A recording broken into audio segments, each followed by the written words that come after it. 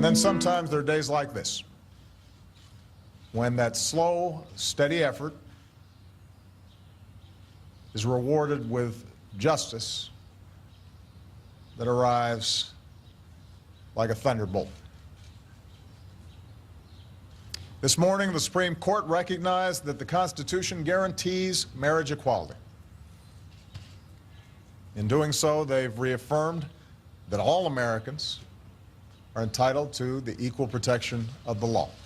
Homosexuality is as old as the human race. In many cultures, it was common, respected, and welcome.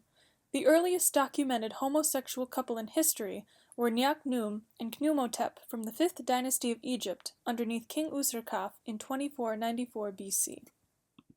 In ancient Greece, relationships between two men were very common and widely accepted. The Band of Thieves, for example, was a warrior group of 300 soldiers, 150 pairs of lovers that fought side by side until death.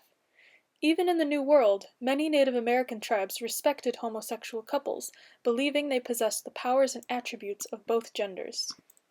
It wasn't until 1892 when physicians and sexologists Havelock Ellis and Magnus Hirschfeld published essays and research that studied human sexuality did people's heterosexual norms become challenged.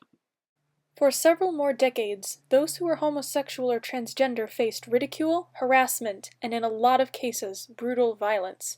Being homosexual or transgender was deviant throughout the 1920s, and most notably through the 50s and the 60s. Homosexuality was seen as a mental illness up until 1972. Psychiatrist Krafft Ebing believed that homosexuality could be cured. His methods included castration, electric shock, and in some cases, lobotomy. Though homosexual was no longer a mental illness in 1972, the persecution and ridicule of homosexuals and the transgender community only continued. Even today, we see several crimes against the homosexual and transgender community, though most notably the transgender community. Today, there are many recorded hate crime-related deaths of transgender youths, one of the most famous cases being the suicide of Leila Alcorn in December of 2014. She was a trans girl whose parents sent her to conversion therapy and denied her of who she was. She wanted her death to mean something, and when people saw this, it led to an outrage in the trans community, a demand for better treatment. I look into the window of my mind, reflections of the fears I know I've left behind. The most notable event in homosexual history, the Stonewall Riots, took place the early morning hours of June 28, 1969 at the Stonewall Inn in the Greenwich district of Manhattan, New York City. However, before the Stonewall Riots, the homosexual community already had some great victories. Two groups had already reached over 1,000 members, which, during this time, was no small feat. The two groups were the Mattachine Society and the Daughters of Bilitis.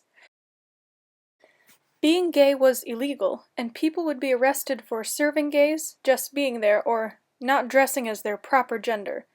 In 1966, the Mattachine Society sued a bar, Julius, for not serving them beer, their motto being, "We're here, we're queer, serve us beer."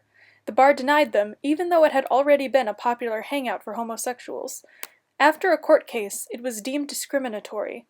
For a little while, the homosexual community could drink fairly worry-free. Still, after that, for the LGBT community in New York City, it was still a very dangerous place.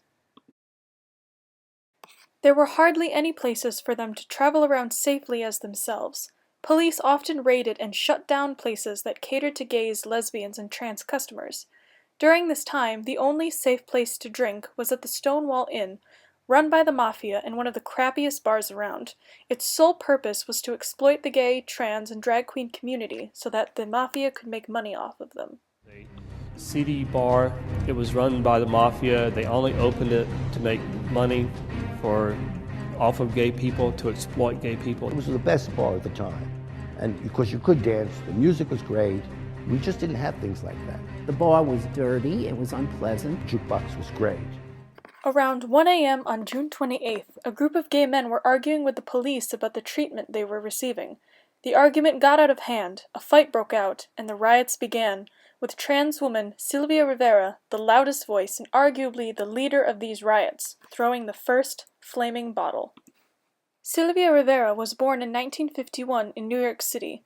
Rivera herself was of Puerto Rican and Venezuelan descent. Her father, Jose Rivera, abandoned her at a very early age, and in 1954, at the tender age of 3, her mother committed suicide.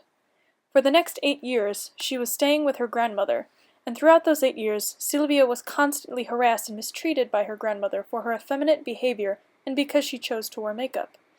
At age 11, Sylvia started to live on the streets, working as a prostitute. In this time, she was taken in by a community of drag queens, where she got the name Sylvia. Most of her life was spent floating in the Christopher Street piers, either overdosed on drugs, beaten half to death by gay bashers, or strung out by her lovers.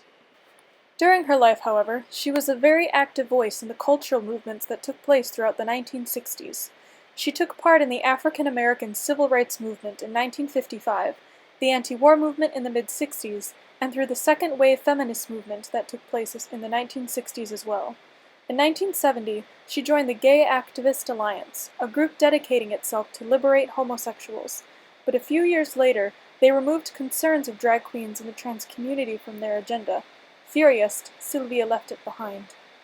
In response to this, in 1970, along with her best friend, Marsha P. Johnson, black trans woman and activist, they founded the Street Transvestite Action Revolutionaries, but Stonewall was her golden key. Y'all better quiet down.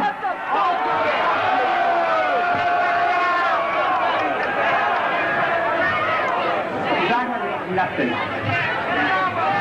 I've been trying to get up here all day for your gay brothers and your gay sisters in jail. They're writing me every motherfucking week and ask for your help. And you all don't do a goddamn thing for them. Have you ever been beaten up and raped in jail? Now think about it. They've been beaten up and raped after they haven't spent much of their money in jail to get their cell phones and tried to get their sex change. The women have tried to fight. Her most notable event being the speech she gave in 1973, getting the protesters riled up and angry, just as angry as she was for the treatment of the LGBT community, especially her sisters in the trans community. She threw the first bottle. She sparked the revolution that would change the outcome of the LGBT community. The first night of the Stonewall riots was a mess. Cops brutally beat the crowd away the first night, but by the second night, over 1,000 people came to protest. Gay power roared through the streets in the chaotic night. The riots lasted weeks, each one varying in intensity. Furious protesters slashed cops' tires, throwing flaming bottles at those who harassed them. In return, the cops brutally beat them, breaking bones and bringing in riot control. But by the second day, newspapers were already covering the events, and tourists even came to watch the spectacle. A newspaper article written by Jerry Lisker for the New York Daily News on July 6, 1969 reads, "She sat there with her legs crossed, the lashes of her mascara-coated eyes beating like the wings of a hummingbird. She was angry. Queens turned commandos and stood bra-strap to bra-strap against an invasion of the helmeted tactical police force. New York City experienced its first homosexual riot." An hour after it started, the scene that I was focused on, which I'll never forget, was the famous line where all the drag queens were doing a Rockettes kick line, singing, "We are the Stonewall girls, we wear our hair in curls. We wear our dungarees above our Nelly knees. When it comes to boys, we merely hypnotize." And that's when that was enough of that. The cops just got us. Well, I said to myself, heaven has arrived. The thing that was going through my head was good. Finally, why not? I spent the whole rest of the night throwing rocks and making lame attempts at turning over cars, and it was a ball. These riots made people, the government, realize that homosexuals, drag queens, and the trans community weren't invisible.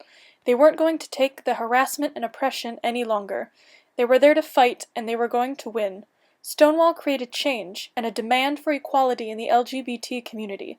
It was a shift in the gay rights movement, changing the way that the homosexual community fought for their rights.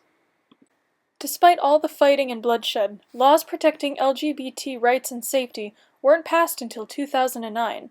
The Prevention Against Hate Crime Act, last revised in 1968, wasn't revised again until President Barack Obama's presidency in 2009, 41 years later. And of course, the ultimate win, on July 26th of this year, gay marriage finally became legal in the United States. Despite this discrimination that still continues today, great strides have been made since. Stonewall changed the way the community fought for their rights and created a movement that impacted the decisions of today.